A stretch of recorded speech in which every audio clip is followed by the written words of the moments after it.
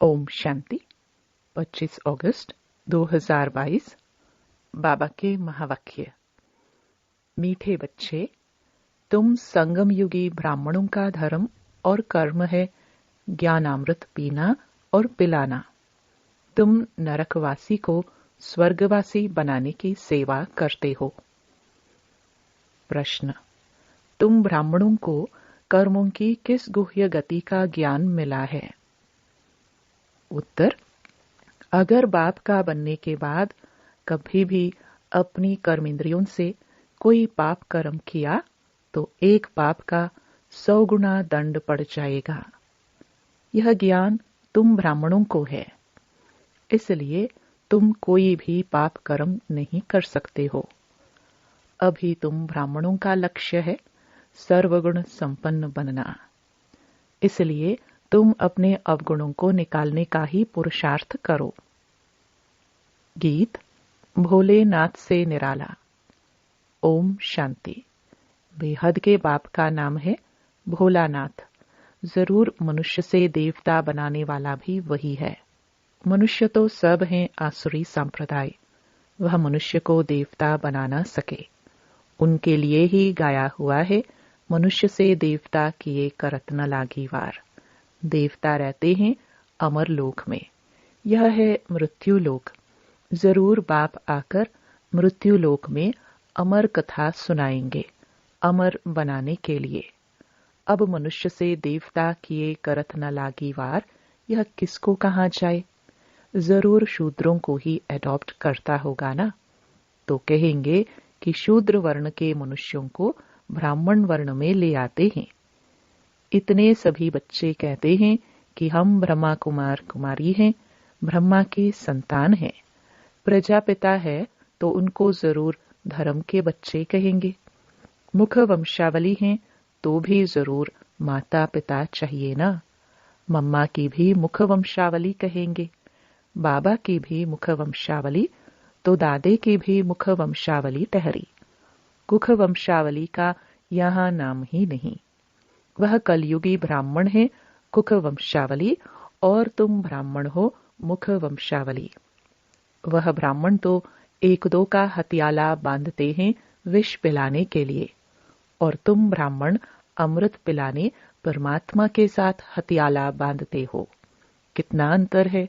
वह नरकवासी बनाने वाले और यह स्वर्गवासी बनाने वाले। ज्ञानामृत से मनुष्य से देवता बनते हैं, हम ईश्वर की औलाद बनते हैं, तो फिर मदद भी मिलती है। सगे और लगे भी है ना। लगे बच्चों को इतनी मदद नहीं मिलेगी जितनी सगे बच्चों को। बाप का लव भी सगों पर ही रहता है। सगा बच्चा नहीं होगा तो फिर भाई के बच्चों को लव करना पड़ेगा, वह धर्म का बच्चा बनाना पड़ेगा। अब तुम वर्णों को जानते हो, भल विराट स्वरूप बनाते हो, परंतु उन्हों की हिस्ट्री ज्योग्राफी कोई बता ना सके कि इनसे क्या होता है। अभी बाप समझाते हैं कि यह चक्कर फिरता है, इतने जन्म देवता धर्म में, इतने जन्म क्षत्रिय वर्ण में। यहाँ कोई गपोड़े की बात नहीं है। 84 जन्म सिद्ध कर बतलाते हैं। सतो प्रधान फिर सतो रजो तमो जरूर सबको बनना है। देवताए जो सतो प्रधान थे वही फिर आकर तमो प्रधान बन गए हैं। अब यह मनुष्य सृष्टि का झाड़ जड़जड़ीभूत हो गया है, अर्थात कब्र दाखिल है। यह है कयामत का समय। सभी का पुराना हिसाब किताब चुकतू होना है और नया जन्म होना है। चौपड़ा होता है धन का, यहाँ फिर चौपड़ा कर्मों के खाते का है, आधा कल्प का खाता है। मनुष्य जो पाप कर्म करते हैं वो खाता चलता आया है। ऐसे नहीं कि एक ही बार सजा भोगने से खाता चुकतू हो जाता है। नहीं, पापात्मा कैसे बने? प्रतिदिन कर्मों का बोझा चढ़ते चढ़ते बिल्कुल ही तमो प्रधान बन पड़ते हैं। कोई फिर कहते हैं कि सन्यासी जब सन्यास करते हैं तो वह क्यों तमो प्रधान होने चाहिए, परंतु बाप कहते हैं उनका है रजो प्रधान सन्यास।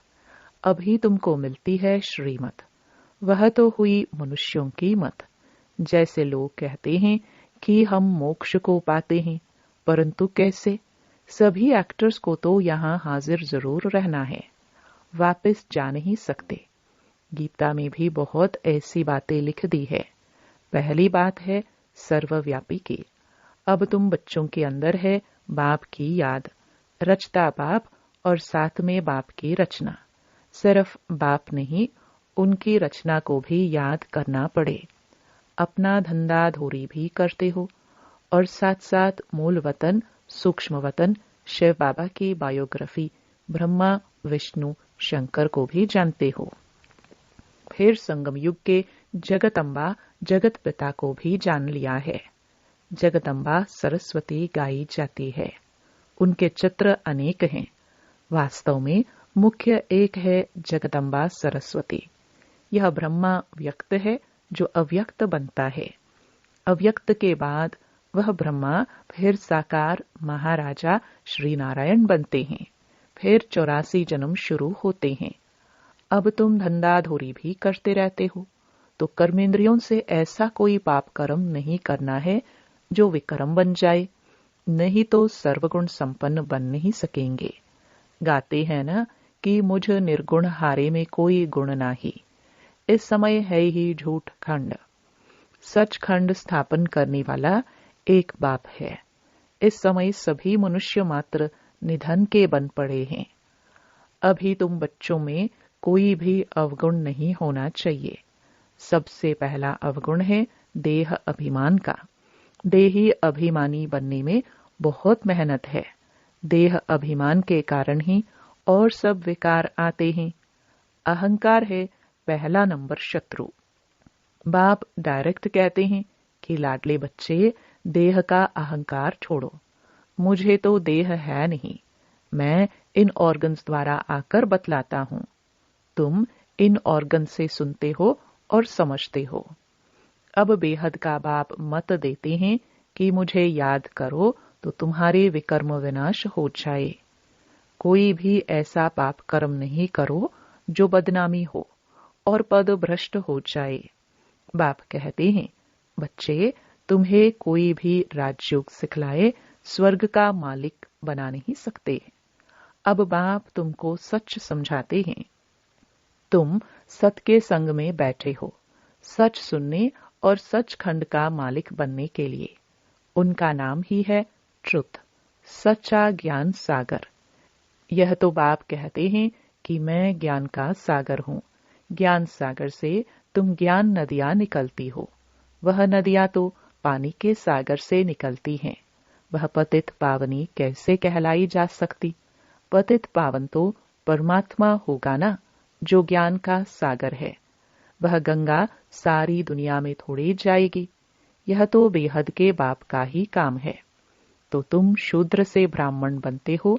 ब्राह्मण है चोटी, परंतु अब सतो प्रधान नहीं कहेंगे, क्योंकि अभी सब पुरुषार्थी हैं, सेवा कर रहे हैं, ईश्वरीय संतान है। इसलिए ब्राह्मणों का बहुत मान है, क्योंकि भारत को स्वर्ग भी तुम बनाते हो। ऐसे नहीं कि लक्ष्मी नारायण भारत को स्वर्ग बनाते हैं। यह तो बाप बनाते हैं ब्राह्मणों द्वारा, न कि देवताओं द्वारा। पुरानी दुनिया में आकर बाप को नई सृष्टि रचनी है।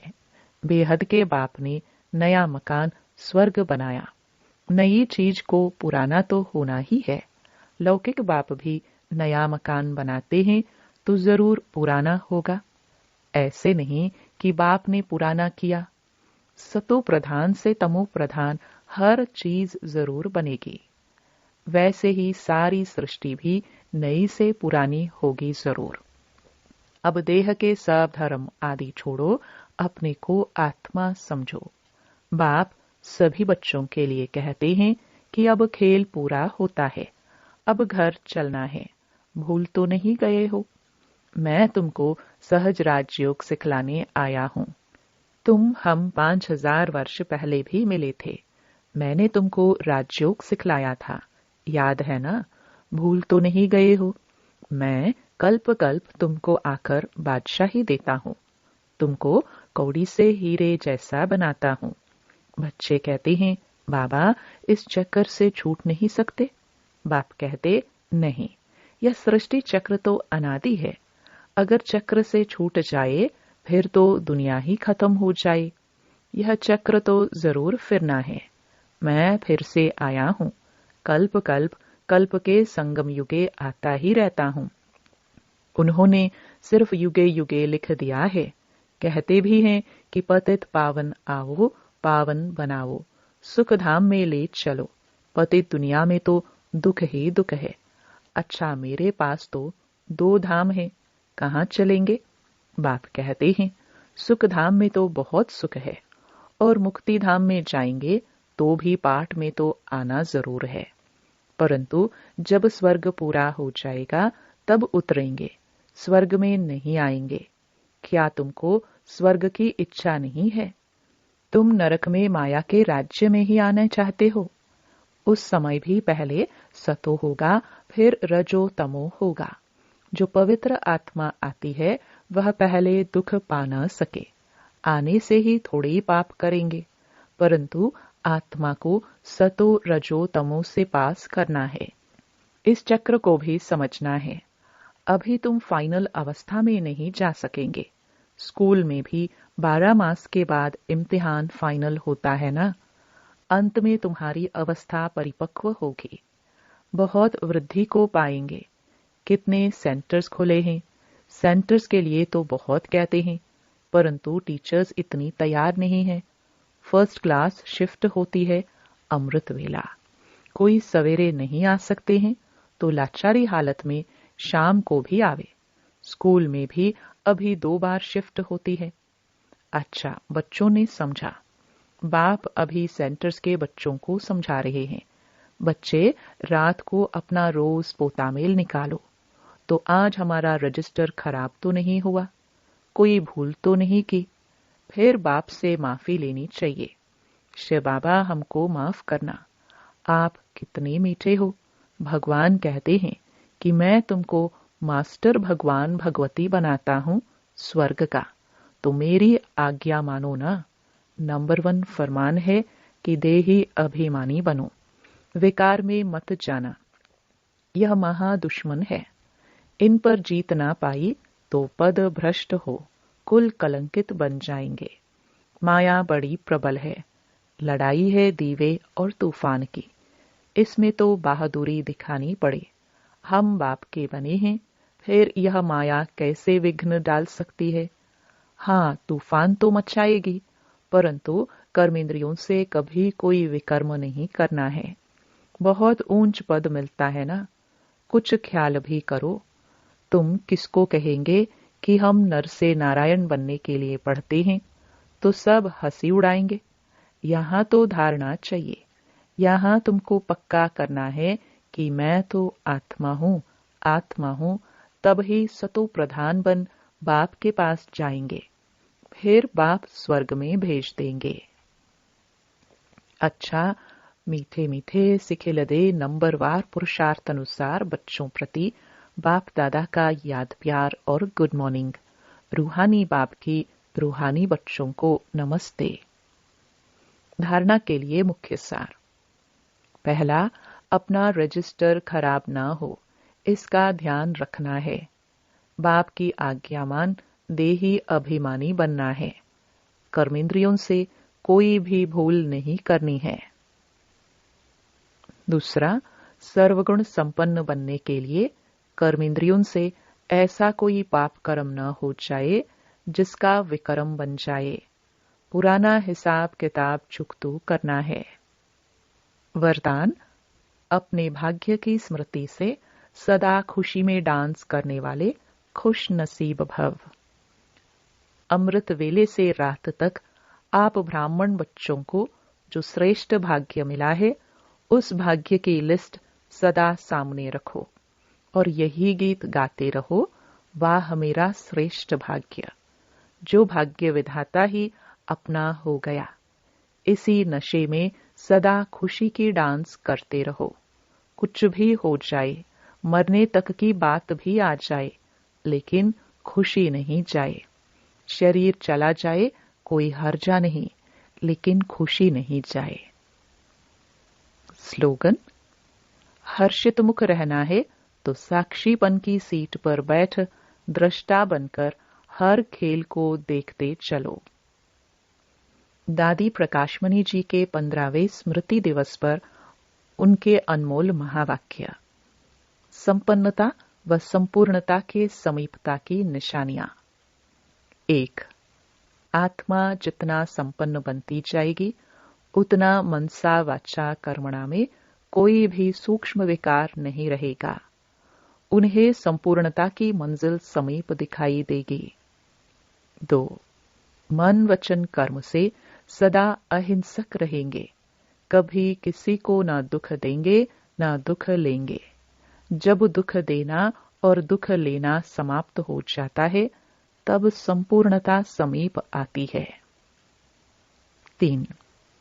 जो संपूर्णता के समीप होगा वह बेहद का वैरागी होगा। उसका कहीं पर भी लगाव नहीं होगा, सबसे ममत्व टूट जाएगा। वह सबके बीच में रहते भी न्यारा और प्यारा रहेगा। 4. उन्हें कोई भी पुरानी वस्तु तत्वों सहित अपनी तरफ आकर्षित नहीं करेगी। वह सदा एक बाप की ही आकर्षण में रहेगा। बुद्धि में एक बाप की याद अर्थात एकाग्र वृत्ति होगी। 5. वह खुद से भी संतुष्ट होगा, औरों को भी संतुष्ट करेगा। उसका पढ़ाई की चारों सब्जेक्ट पर पूरा ध्यान होगा। 6. उनकी साक्षीपन की स्टेज रहेगी। सदा साथी का साथ अनुभव होगा। देह अभिमान की बुद्धि से अथवा पुरानी चाल चलन से किसी को भी दुख नहीं देगा। दृष्टि वृत्ति में रूहानियत और अलौकिकता होगी। 7. प्योरिटी में फुल होगा। सिर्फ ब्रह्मचर्य नहीं लेकिन ब्रह्मचारी होगा। किसी में भी उसकी आंख नहीं डूबेगी, क्योंकि उसे नशा रहता हम किसकी संतान हैं। 8. वह किसी का अवगुण चित्त पर नहीं रखेगा। वह किसी के अवगुण नोट नहीं करेगा। पुरानी चाल, पुराने संस्कार की तरफ बुद्धि नहीं जाएगी। वह सदैव स्वचिंतन में रहेगा। 9. जैसे साकार बाबा ने सदैव अपने को वर्ल्ड सर्वेंट कहा, जितना महान उतना निर्माण होकर रहा। निराकारी निरहंकारी, वैसे सदैव अपने को सेवाधारी समझना, यह भी संपूर्णता की निशानी है। 10. वह अपने को सदैव निमित्त समझेगा। महिमा को कभी स्वीकार नहीं करेगा। महिमा होगी जरूर क्योंकि सेवा की है, लेकिन निमित्त समझने के कारण मुख से बाबा बाबा ही निकलेगा। वह महिमा में खुशी नहीं होगी और निंदा से घबराएंगे नहीं। दोनों में स्थिति समान होगी। 11. वह सबका संबंध एक बाप से ही जुड़ाएंगे। उसके मुख से बाबा के प्रति स्नेह के बोल निकलेंगे। प्यारे बाबा ने हमें अपनी प्यारे ते प्यारी चीज दिव्य बुद्धि की सौगात दी है। उस सौगात को संभाल कर रखेगा। 12. ज्ञान का तीसरा नेत्र सदा खुला रहेगा। ज्ञान नेत्र खुला होने कारण सदैव समर्थ संकल्प चलेंगे। यह भी संपूर्णता की निशानी है। 13.